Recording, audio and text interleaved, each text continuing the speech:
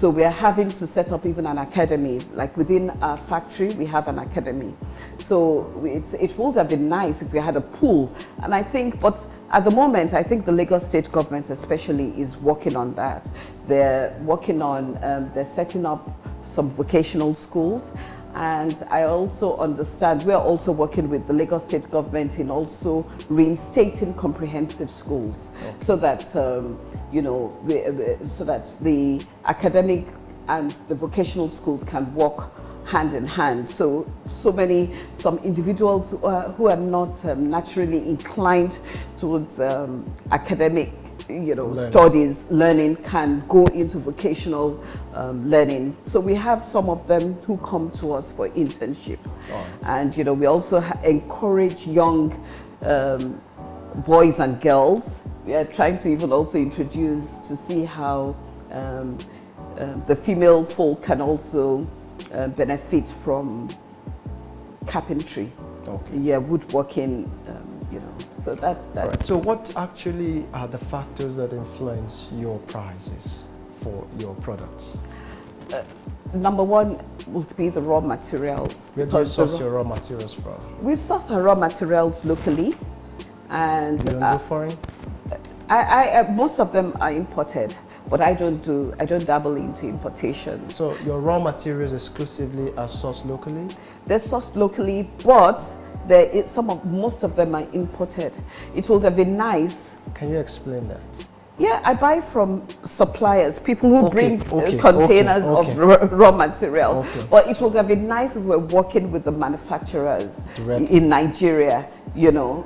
So, and there's nothing wrong in the government trying, or I would say the government encouraging the private sector to go into the investment of wood processing, because most of the wood we use are processed engineered boards. That means they are derived from timber. They're processed to be boards. All right, so looking at what the current inflation rate is as at August 2022, it has rose to 19.64%. How does that impact on your business? It's sad. It's impact. I mean, we're having to increase our prices. It's also a ripple effect. I can't, if I get my raw materials expensive, my prices will be affected. So that means the customers are to bear the brunt? There's nothing I can do. I can't absorb it. Even not only the price of the raw material, even the energy cost. You know, so the cost of my products, and I think that happens to everybody, and that is even why the prices went up in the first place, because people respond to there's always a ripple effect of price change. Once there's a movement in one sector, it affects the other. So if I'm getting my raw materials expensive, it affects my products. So what do you think governments could do, especially those in authority, could do to really encourage local production in order for those factors you mentioned to drop, to encourage patronage? You know, I really don't know, because, you know, there's just so much. It's not just about the government. There are so many moving parts. I think there's a global crisis, as it were. I mean, because if you look at it, even when you listen to the news internationally, the Ukraine war, there's so many factors that are affecting, you know, price movements, the energy price, you know, there's so many different factors, COVID, you know, so many things. So it is not so much as the government. It would be nice if the government can help entrepreneurs. That would help a great deal. Is it funding or trying to create industries, enabling industries locally? Yes, definitely. The government has to be more intentional about, you know, supporting entrepreneurs, because that is the only way the economy can grow. So do you have any umbrella body do you have any umbrella body that could give a voice on your behalf? Well, I have Manufacturers Association of Nigeria. I'm an active member of MAN. So what are they doing in that regard? We're engaging the government, but we know for sure we're engaging the government. The government understands that we don't have a choice. And I think I hear a lot of, you know, the elections are coming up very soon, and I can hear a lot of conversations around, you know, focusing on developing businesses, to encourage entrepreneurs, so that because everybody knows that entrepreneurs are the biggest employers of labor, and the more money that is in the economy, the more businesses we have, the more buoyant the economy will be, because there's a ripple effect and a multiplier effect. The more people have, the more people are employed, the more money they have in their pockets, the more they're able to spend, and that is what keeps, you know, the economy buoyant. You know. Right. So, as an industry player, would you say the business is profitable? What's the profitability like?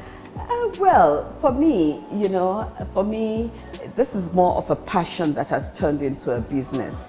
It is a good business. The opportunities are there. No doubt about it. I mean, furniture is what everybody needs. Everyone needs furniture. You have your chairs, you have your doors, we have kitchen cabinets, wardrobes. You know, everybody needs furniture, and we cater to, you know, like residential spaces, office spaces, schools, you know, so everybody needs furniture. Whenever there's a need, there's a solution, and then there's an opportunity to make money. So definitely it's a profitable business, but sometimes the profit gets eroded due to all these factors I just mentioned. Right. Because sometimes they come unannounced, you know, they just creep on you. Like last year, diesel was 350. This year it's about 800 naira to a liter. So nobody, last year when we were trying to work on our forecast, we did not put that into consideration, that the diesel was going to.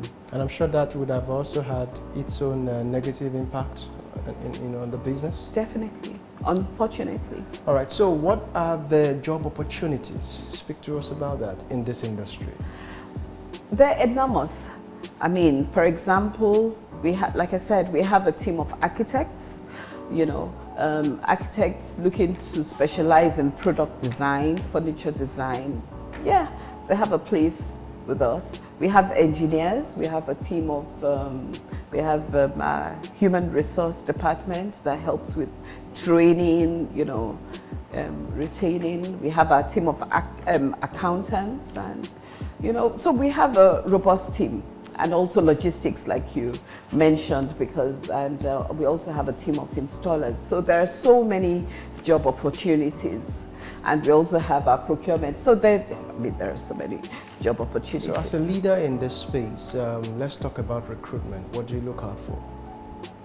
Of course, we have our core values. And our core values, excellence. You know, we like people who pay attention to detail, who are committed to, you know, working excellently, who are disciplined.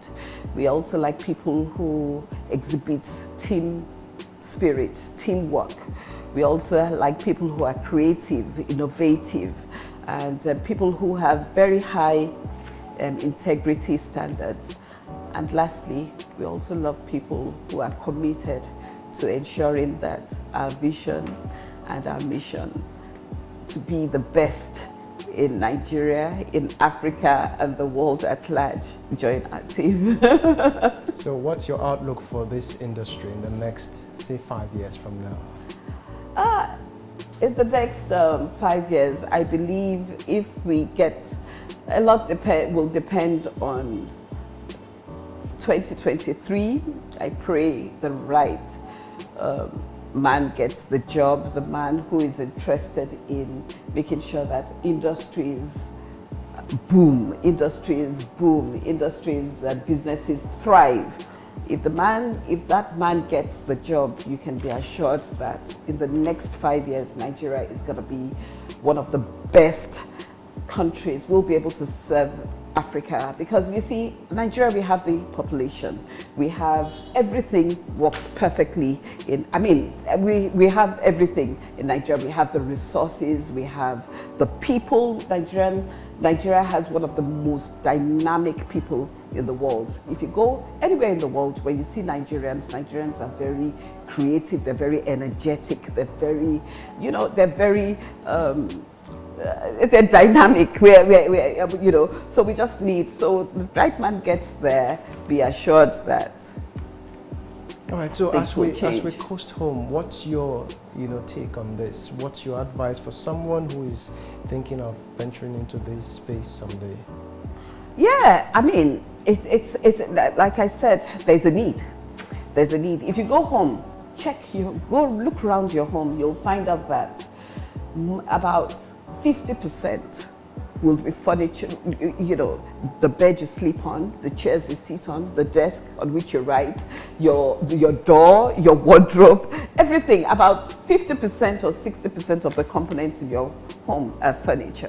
So, I mean, every home needs furniture. In the kitchen, the bedroom, you know, your bathroom, everywhere, you need furniture. So the space is wide enough.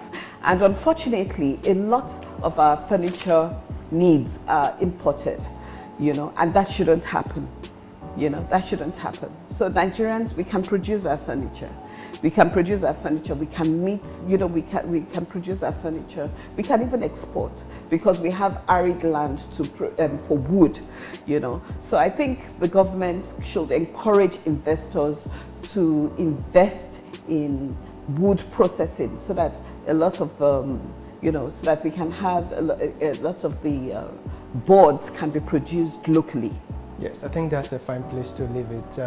Thank you so much for your exhaustive explanation, Mrs. Faishola Abiru.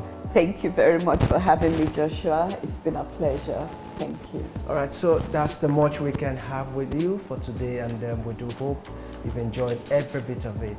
Stick around with us same time next week for yet another interesting episode with yet an also interesting guest. Till we come your way same time next week, I am Joshua Okata. Bye for now.